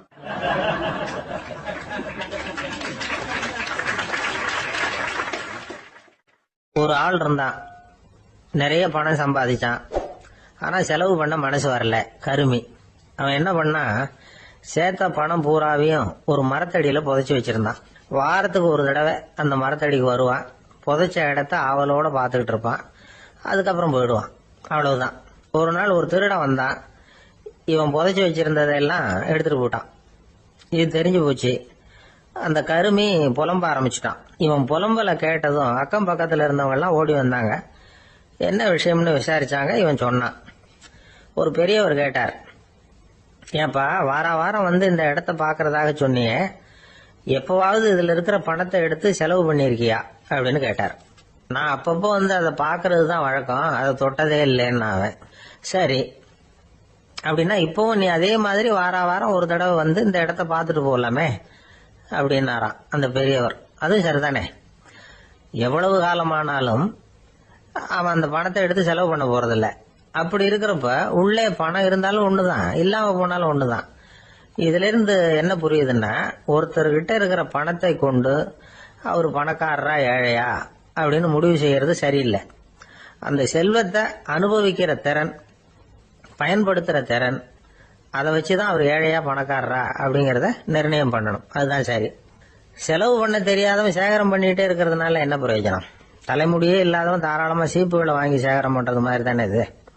சில சமயம் செலவு பண்ண நாம தயாரா இருந்தா கூட அந்த செல்வம் நமக்கு பயன்படுறதில்ல.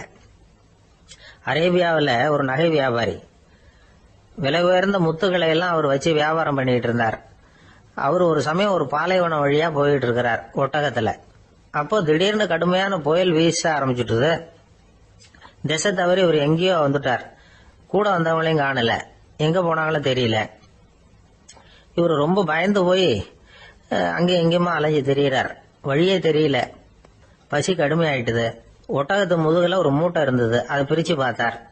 உள்ள ஏதாவது இருக்கான்னு தேடி பார்க்கறார். அது வரைக்கும் கண்ணுல தட்டுப்படாத அபூர்வமான ஒரு பை கண்ணில் பட்டுது. ஆஹா, அதுல ஏதாவது சாப்பிட்றதுக்கு இருக்கும் அப்படின்னு நினைச்சு ஆவலா அதை பிரிச்சு பார்க்கறார்.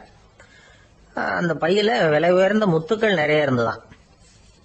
அப்பதான் அவர் நினைச்சாராம், விலை உயர்ந்த முத்துக்கள் கூட சாப்பிட்றதுக்கு உணவாக முடியாது அப்படிங்கறத புரிஞ்சுக்கிட்டாராம். எந்த நேரத்துல எது நமக்கு தேவையோ அது நமக்கு தாராளமா கிடைக்கணும். அப்படி அது கிடைக்கிறதுக்கு நம்ம கிட்ட இருக்கிற செல்வம் பயன்படணும். அது நமக்கும் பயன்படலாம், நம்ம மூலமா அடுத்தவங்களுக்கும் பயன்படலாம். அதுதான் செல்வத்தின் பயன்.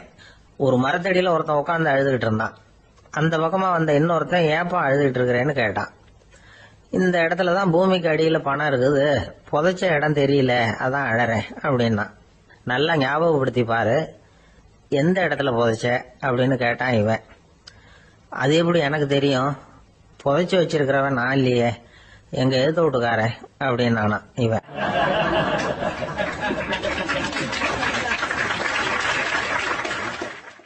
அந்த ஆளு என்ன கண்ணா பண்ணான்னு திட்டி விட்டான் சார். அதை நினைச்சா எனக்கு ரொம்ப வருத்தமா இருக்கு அப்படின்னு சொல்லி கவலைப்பட்டார் ஒருத்தர்.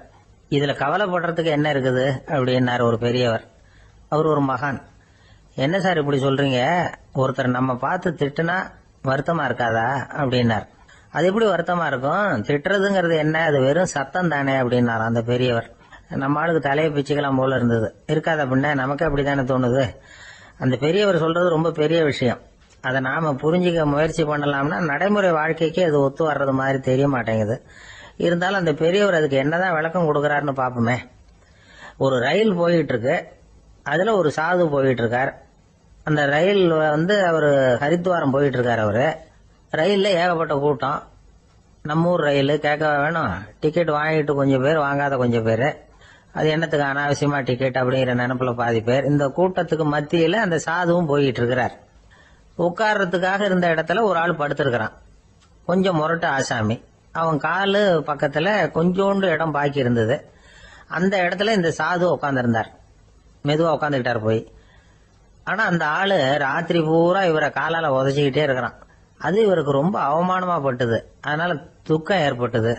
இருந்தாலும் அதை ஒரு மாதிரியா சகிச்சுக்கிட்டே இவர் வந்து சேர்ந்தார். பொழுது விடிஞ்சது. அந்த சாது ஹரித்வார் வந்து சேர்ந்தார். அங்க ஒரு பெரிய ஞானியை சந்திச்சார். ராத்திரி ரயில்ல அந்த ஆளு உதைச்சதையும் அதனால தனக்கு ஏற்பட்ட துக்கத்தையும் இந்த சாது அந்த ஞானி கிட்ட சொன்னார். சொல்லிவிட்டு, ஏன் சுவாமி, எனக்கு துக்கம் ஏற்பட்டதே அது தப்பா அப்படின்னு கேட்டார். தவறுதான் அந்த ஞானி. உனக்கு இன்னமும் தேக அபிமானம் போகலைங்கிறது தான் அது காட்டுது. அஷ்டாவக்கிரர் என்ன சொல்றார் தெரியுமா, உண்மையான ஞானி யாராவது தன்னை வந்தனை செய்தால் அதற்காக சந்தோஷப்பட மாட்டார், யாராவது நிந்தனை செய்தால் அதற்காக வருத்தப்பட மாட்டார் அப்படின்னு சொல்றார். நிந்தனைங்கிறது ஒரு ஒலி தான். தேகாபிமானம் இருக்கிற வரைக்கும் இந்த ஒலி நம்மளை வேதனைப்படுத்தும். நான் தேகம் இல்லை, ஆத்மா அப்படிங்கிற நினைவு இருந்தா இந்த ஒலி நம்மளை பாதிக்காது. மனு என்ன சொல்றார் தெரியுமா, ஒரு சாதகன் பாராட்டுதலை விஷம்னு நினைச்சு பயப்படணும், அவமானத்தை அமிர்தம்னு நினைச்சு சந்தோஷப்படணுங்கிறார். அவமானப்பட்டா கவலைப்படாம எப்படி இருக்க முடியும் அப்படின்னு தான் நமக்கு தோணும். அதனாலதான் நம்மள யாரும் இதுக்கு உதாரணமா யாரையும் காட்ட முடியல. புத்தரையும் கபீரையும் உதாரணமா காட்டுறாங்க. அவங்களுக்கெல்லாம் அவமானம் ஏற்பட்டப்போ கவலையே படலையாம். புத்தரை அவமானப்படுத்தணுங்கிறதுக்காக கௌசாம்பி ராணி ஒரு இளம் பெண்ணை கொலை பண்ணி சடலத்தை புத்தர் குடிசைக்கு முன்னாடி போட சொன்னார். போட்டாங்க. புத்தர் தான் அந்த பொண்ணை கெடுத்து கொலை பண்ணி விட்டாருன்னு எல்லாரும் நினைச்சாங்க. ஆனா புத்தர் இதை பத்தி கவலையே படல. அப்புறமா உண்மை தெரிஞ்சதும் புத்தர் புகழ் இன்னும் அதிகமாயிட்டு. ஒரு பெரிய சபையில ஒரு மோசமான பொண்ணு நுழைஞ்சு தனக்கும் கபீருக்கும் சம்பந்தம் உண்டுன்னு சொன்னா கபீர் கவலைப்படல. அவங்க மாதிரியெல்லாம் நாமளும் இருக்க கத்துக்கணும். நிந்தனை, அபகீர்த்தி, அவமானம் எல்லாம் ஆண்டவன் கொடுக்கிற பிரசாதம்னு நினைக்கணும் அப்படின்னு சொல்றார் அந்த ஞானி. இதை கேட்ட இந்த காலத்து ஆசாமி ஒருத்தர், நான் கூட அப்படிதான் சார், யாராவது அவமானப்படுத்தினா கவலைப்பட மாட்டேன். நேத்து கூட ஒருத்தர் என்ன பலார்னு அரைஞ்சுட்டார், நான் கொஞ்சம் கூட கவலைப்படல, பேசாம வந்துட்டேன்னார். ஏன் அப்படி வந்துட்டீங்க அப்படின்னு.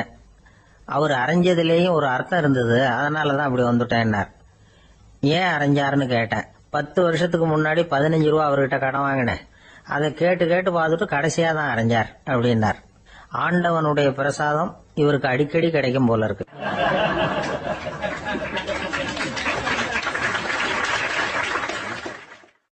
ஒரு பல்கலைக்கழகம், அங்க ஒரு இலக்கிய பேராசிரியர், அவர் பாடம் நடத்திட்டு இருந்தார். ராபர்ட் பிரவுனிங் எழுதிய கவிதைகளை பத்தி சொல்லிட்டு இருக்கிறார். மாணவர்களும் ரொம்ப அக்கறையா அதை கேட்டுக்கிட்டு இருக்கிறாங்க. ஒரு குறிப்பிட்ட கவிதையை பத்தி சொல்லும் பொழுது அந்த பேராசிரியருக்கே ஒரு சந்தேகம், அதாவது அந்த கவிதையின் சரியான அர்த்தம் என்னங்கிறதுல சந்தேகம். பேராசிரியர் யோசனை பண்ணார், அந்த கவிதையை முழுசா புரிஞ்சுக்க முடியல. அதனால மாணவர்களை பார்த்து சொன்னார், மாணவர்களே, ஒரு நாள் பொறுத்துங்க, இந்த கவிதையை எழுதின கவிஞர் எங்க வீட்டுக்கு பக்கத்துல தான் இருக்கிறாரு. இன்னைக்கு சாயந்தரம் நான் அவரை நேரிலேயே போய் பாக்குறேன், பார்த்து இதுக்கு என்னங்க அர்த்தம்னு கேட்டுட்டு வந்துடுறேன், அதுக்கப்புறம் உங்ககிட்ட சொல்றேன் அப்படின்னாராம். அன்னைக்கு சாயந்தரமே அந்த பேராசிரியர் கவிஞரை தேடிட்டு போயிட்டார். கவிஞர் அவங்க வீட்டுல அவர் பாட்டு உட்காந்துருந்தாராம். இவரு போய் அவர் முன்னாடி உட்கார்ந்தார். அப்புறம் கேட்டார், ஐயா, அந்த கவிதையின் முழு பொருள் என்னன்னு தெரிஞ்சுட்டு போறதுக்காக வந்திருக்கிறேன் அப்படின்னாராம். எந்த கவிதை அப்படின்னாராம் அவரு. இவர் அந்த கவிதையை சொல்லியிருக்கார். கவிஞர் கொஞ்சம் யோசனை பண்ணிவிட்டு அப்புறம் சொன்னாராம், பேராசிரியரே, நீங்க கொஞ்சம் தாமதமா வந்துட்டீங்கன்னாராம். இவருக்கு ஒன்னும் புரியல. நீங்க என்ன சொல்றீங்க, நான் தாமதமா வந்துட்டேனா? நீங்க தான் உயிரோட இருக்கிறீங்களே, அப்படி இருக்கும்போது நான் தாமதமா வந்துட்டேன்னா அது எப்படி அப்படின்னு இவர் குழம்பி இருக்கிறார். இப்ப கவிஞர் சொன்னாராம், ஐயா, நான் உயிரோட இருக்கிறேனா இல்லையாங்கிறது முக்கியம் இல்ல, நான் அந்த கவிதை வரிகளை எழுதினப்போ 2 பேருக்கு அதோட அர்த்தம் தெரிஞ்சிருந்தது, இப்போ ஒரே ஒருத்தருக்கு தான் அதோட அர்த்தம் தெரியும் அப்படின்னாராம். பேராசிரியர் யோசனை பண்ணிருக்கார். அப்படின்னா அந்த ஒருத்தர் கவிஞர் ராபர்ட் பிரவுனிங்கை தவிர வேற யாரா இருக்க முடியும்? இவர் தான் அப்படிங்கறத அவர் மனசுல நினைச்சுக்கிட்டார். அதனால சொன்னார், ஐயா, நான் தாமதமா வரல, அந்த கவிதையின் பொருள் என்ன அது சொல்லுங்கன்னார். பேராசிரியரே, நான் சொல்றது உங்களுக்கு புரியலன்னு நினைக்கிறேன். நான் இந்த வரிகளை எழுதினப்போ 2 பேருக்கு அதோட அர்த்தம் தெரிஞ்சிருந்தது. அந்த 2 பேர் யாருன்னா, ஒருத்தர் ராபர்ட் பிரவுனிங், அதாவது நான், இன்னொருத்தர் கடவுள். இப்போ அது கடவுளுக்கு மட்டும்தான் தெரியும். நானே இதை பத்தி பல தடவை யோசனை பண்ணி பார்த்தேன். இது ரொம்ப அழகானது, ஆனாலும் ரொம்ப வழுக்கலானது. அதை பிடிச்சிட்டோம்னு நினைச்சிட்டு இருக்கும் பொழுதே காத்து மாதிரி அது உங்ககிட்ட இருந்து ஓடி போயிடுது. எனக்கு ரொம்பவும் வருத்தமா தான் இருக்குது. நிச்சயமா நான் தான் இந்த வரிகளை எழுதியிருக்கிறேன், அதுல அர்த்தம் இருக்குங்கிறது எனக்கு தெரியும், அதை நான் உணர்றேன். ஆனா நீங்க என்ன மன்னிக்கணும், எனக்கே கூட அதை என்னால விளக்க முடியல. அப்படி இருக்கும் பொழுது உங்களுக்கு எப்படி அதை நான் விளக்க முடியும் அப்படின்னாரா அந்த கவிஞர். அனுபவிக்கப்படக்கூடிய எல்லாமே விளக்கப்படக்கூடிய ஒன்றல்ல, விளக்கப்படும் எல்லாமே அனுபவிக்கப்படக்கூடிய ஒன்றல்ல அப்படிங்கிறது ஞானிகளுடைய கருத்து. அதுக்காக தான் அந்த சம்பவம். வாழ்க்கையில நீங்கள் தொடர்ந்து ஆய்வு செய்து கொண்டே இருக்கக்கூடிய விளக்கங்களை ஒருபோதும் அடைய முடியாத பரிமாணங்கள் இருக்கிறதுனாலதான் அது அலுப்பு தட்டாம இருக்குது. உங்களால நிறைய அனுபவிக்க முடியும், இருந்தாலும் நீங்கள் அனுபவித்து அறிந்த விஷயங்கள் கூட வார்த்தைகளால விளக்கப்பட முடிவதில்லை அப்படிங்கிறது பெரியோர் சிந்தனை. இதெல்லாம் ஒரு பக்கம் இருக்கட்டும். நமக்கு தெரிஞ்ச பேராசிரியர் ஒருத்தர் 1 மணி நேரம் ரொம்ப விவரமா வகுப்பு எடுத்தார். கடைசியா சொன்னார், மாணவர்களே, ரொம்பவும் எளிமையா விளக்கமா எல்லா விவரமும் சொல்லியிருக்கிறேன், அதனால இதுல உங்களுக்கு சந்தேகம் வர்றதுக்கு வாய்ப்பே இல்லை. இருந்தாலும் கேட்க வேண்டிய கடமை கேட்கிறேன். இதுவரைக்கும் நடத்தினதுல யாருக்காவது ஏதாவது சந்தேகம் உண்டா அப்படின்னு கேட்டாராம். எனக்கு ஒரே ஒரு சந்தேகம் தான் சார் அப்படின்னு எழுந்திரிச்சு நிக்கிறான் ஒருத்தன். என்னன்னு கேட்டாராம். இதுவரைக்கும் நீங்க என்ன பாடம் சார் நடத்துனீங்க அப்படின்னானா அவன்.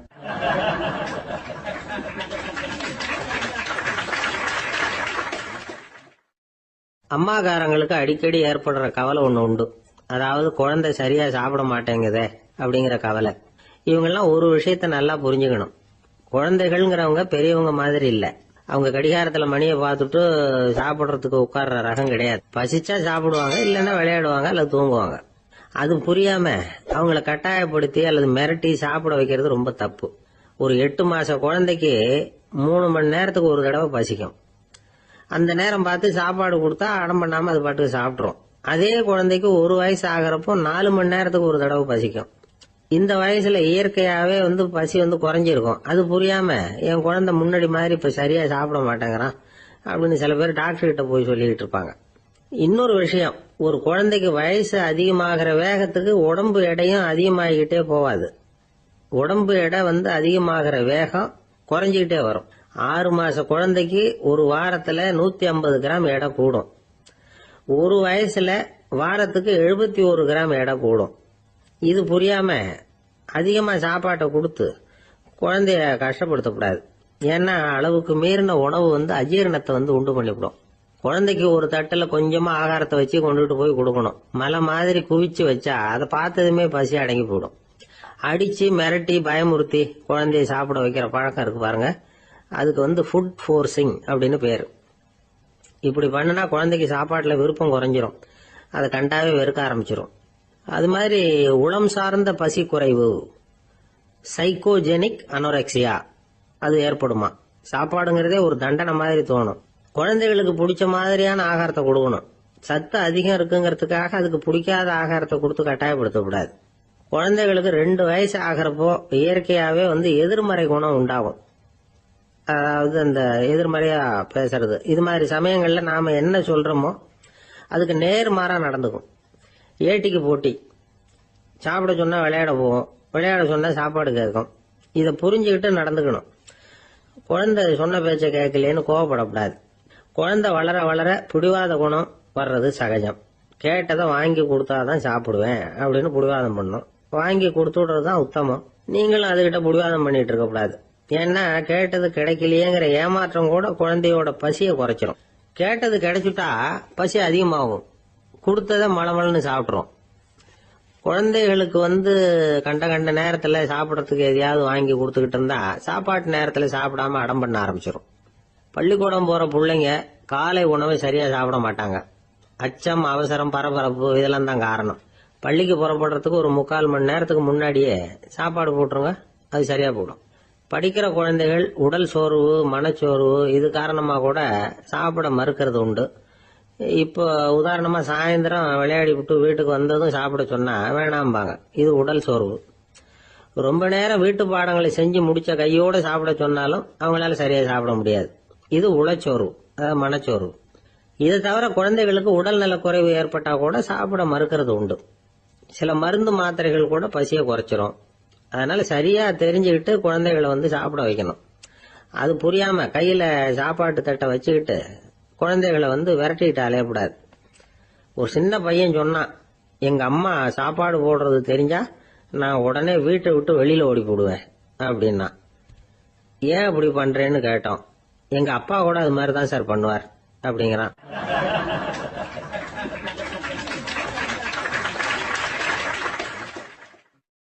பந்திக்கு முந்தர ஆசாமிகள் நம்மள பல பேர் உண்டு.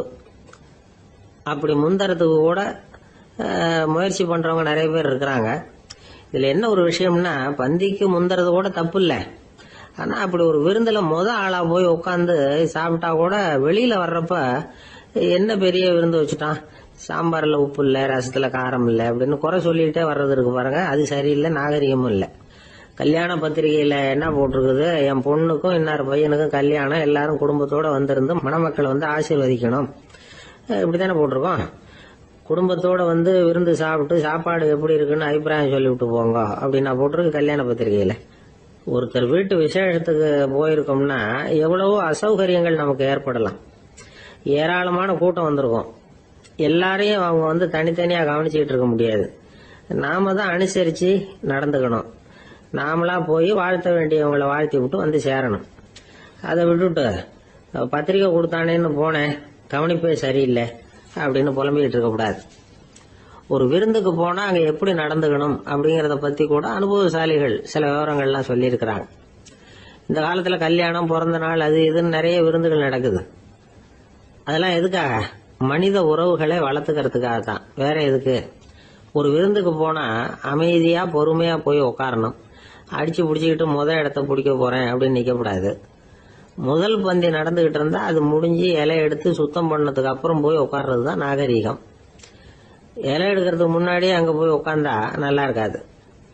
நீங்க சாப்பிட்டுட்டு உட்காந்துருக்கீங்களா, சாப்பிட்றதுக்கு உட்காந்துருக்கீங்களா, பாக்குறவங்களுக்கு சந்தேகம் வந்துடும். அதே மாதிரி இலையில எல்லா ஐட்டமும் பரிமாறினதுக்கு அப்புறம் சாப்பிட ஆரம்பிக்கணும். ஒவ்வொரு ஐட்டமா வைக்க வைக்க நாம பாட்டுக்கு எடுத்து உள்ள தள்ளிட்டே இருந்தோம்னா எதை வச்சோம் எதை வைக்கலன்னு பரிமாறினவரே குழம்பி போயிடுவார். ஏன்னா எப்ப பார்த்தாலும் இலை காலியாவே இருக்கும். சாப்பிட்றப்போ உங்க சாப்பாட்டையே நீங்க கவனிக்கணும். அடுத்தவங்க இலையில என்ன இருக்கு, பக்கத்துல இருக்கிறவர் எதை அதிகமா சாப்பிடுறார், இதெல்லாம் நமக்கு என்னத்துக்கு? எல்லாரும் சாப்பிட்டு முடிக்கிற வரைக்கும் பொறுமையா இருக்கிறது தான் நல்லது. நீங்க மட்டும் திடீர்னு பாதியில எழுந்திருச்சு பக்கத்துல இருக்கிறவங்களுக்கு சங்கடமா இருக்குமேங்கிறதெல்லாம் யோசிக்காம நீங்க பாட்டு எழுந்திரிச்சு போக கூடாது. பக்கத்துல உள்ளவங்க உங்களை எழுந்திருக்க சொன்னா எழுந்திரிச்சு போகலாம். விருந்துகள்ல சாப்பாட்டை வீணாக்குறதே ஒரு நாகரிகமா போட்டுது இந்த காலத்துல. சாப்பாட்டுக்கே கஷ்டப்பட்டுக்கிட்டு பல பேர் இந்த உலகத்துல இருக்கிறப்போ சாப்பாட்டை வீணாக்குறது எவ்வளவு பெரிய மோசம்ங்கிறத நினைச்சு பார்க்கணும்.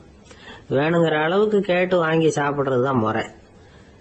விருந்துல இந்த பஃபே அப்படின்னு சொல்லி ஒரு முறை சொல்றாங்கல்ல, அதாவது உணவு வகைகளை எல்லாம் பொதுவா ஒரு இடத்துல வச்சுடுறது, நமக்கு தேவையானதை நாமே எடுத்துட்டு ஒரு தட்டில் போட்டுக்கிட்டு சாப்பிட வேண்டியது.